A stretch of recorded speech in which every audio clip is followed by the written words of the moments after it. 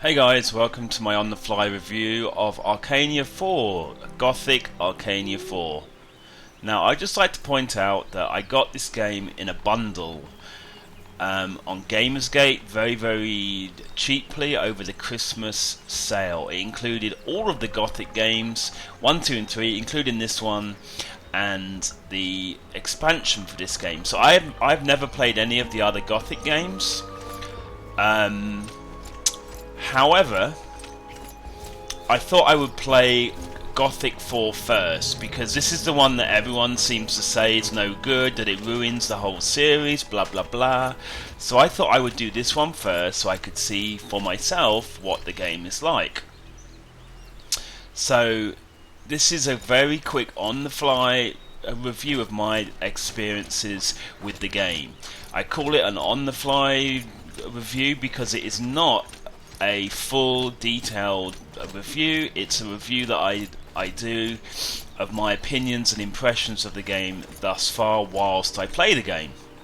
I have been playing this game for around 7 or 8 hours. I feel like I've got a pretty good understanding of the game, so I will quickly go over my feelings about the game. I'm going to go in a basic format, talk about the graphics, the story, the gameplay, and then basically the fun factor after that, and then just basically my overall feeling.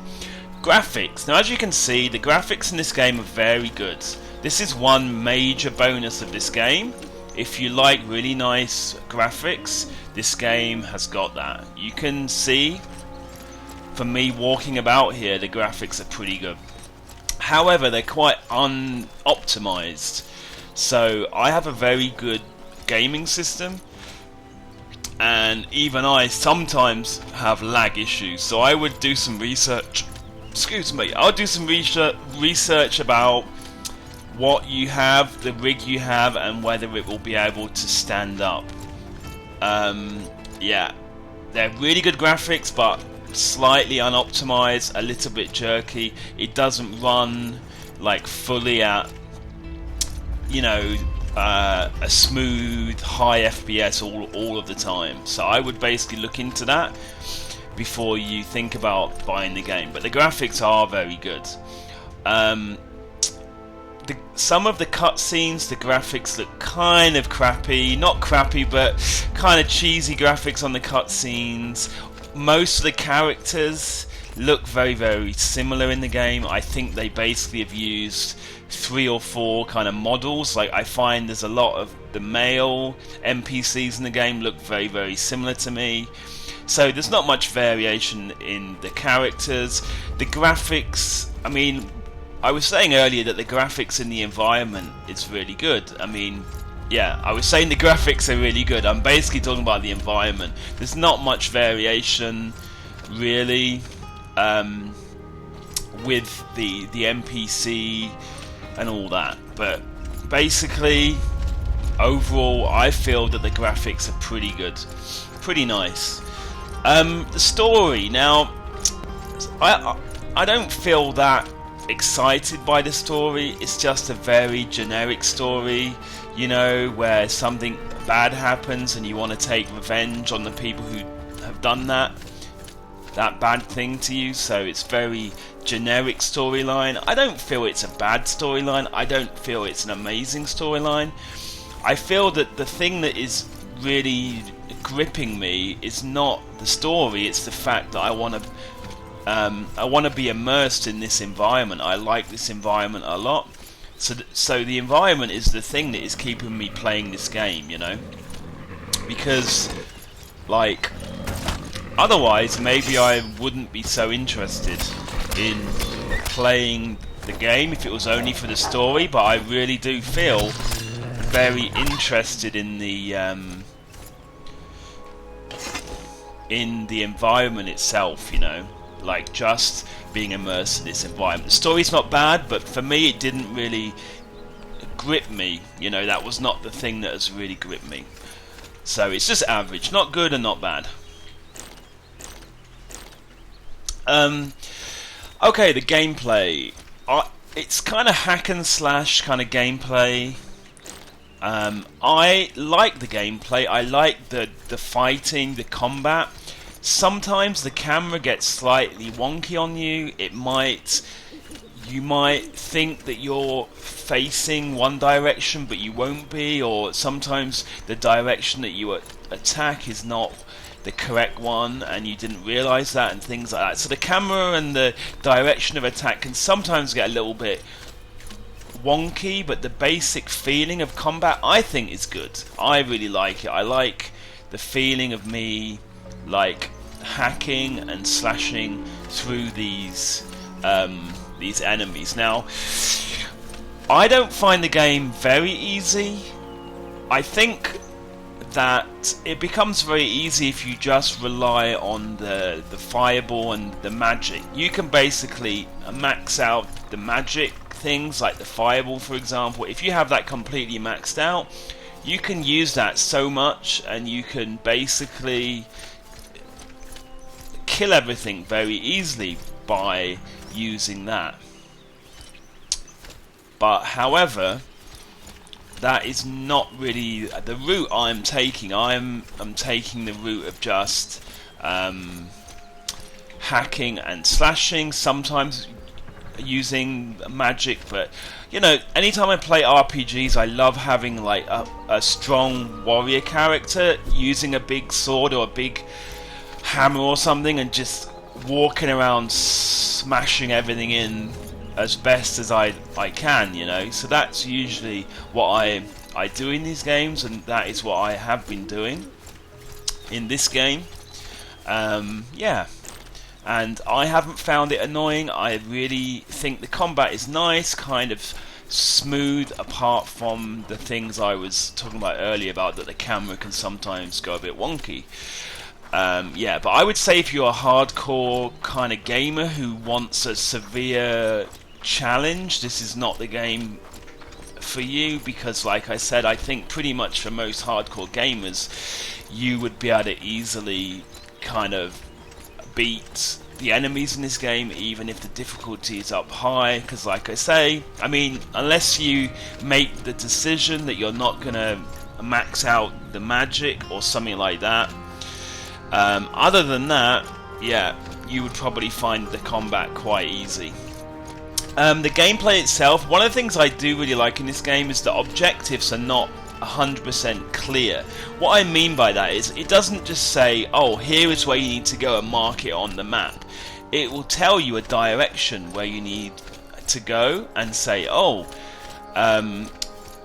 it's like southeast of here, and you have to walk around and work it out. So that's one thing I do really like. It's not all just spoon-fed.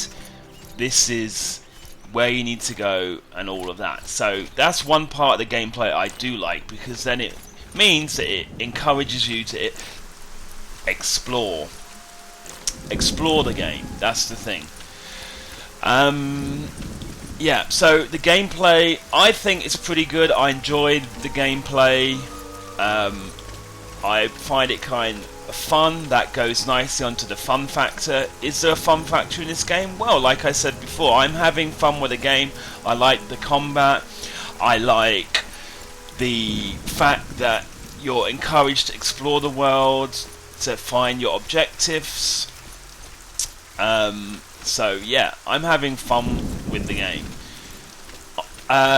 And I think a major reason, like I said earlier, that I am enjoying this game is because I just enjoy being immersed in this environment.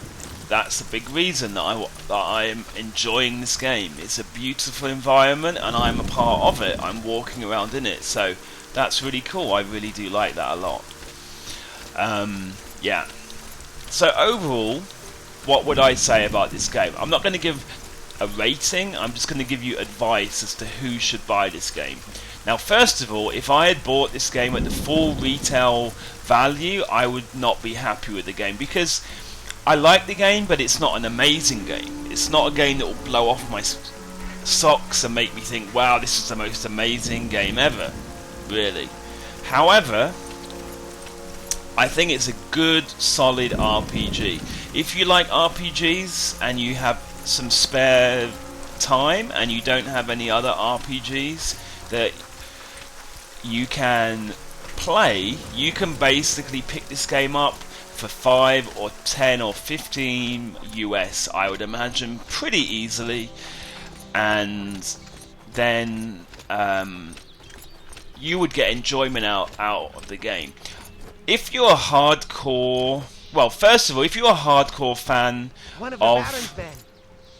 of the series, the Gothic series, I would not really recommend it to those people, because like I said, I reckon a lot of people from who are big fans of the series probably are not going to like this game.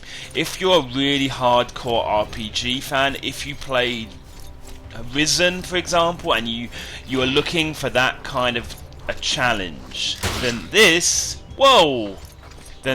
is not the game for you, because you will not get that kind of hardcore kind of challenge from this title.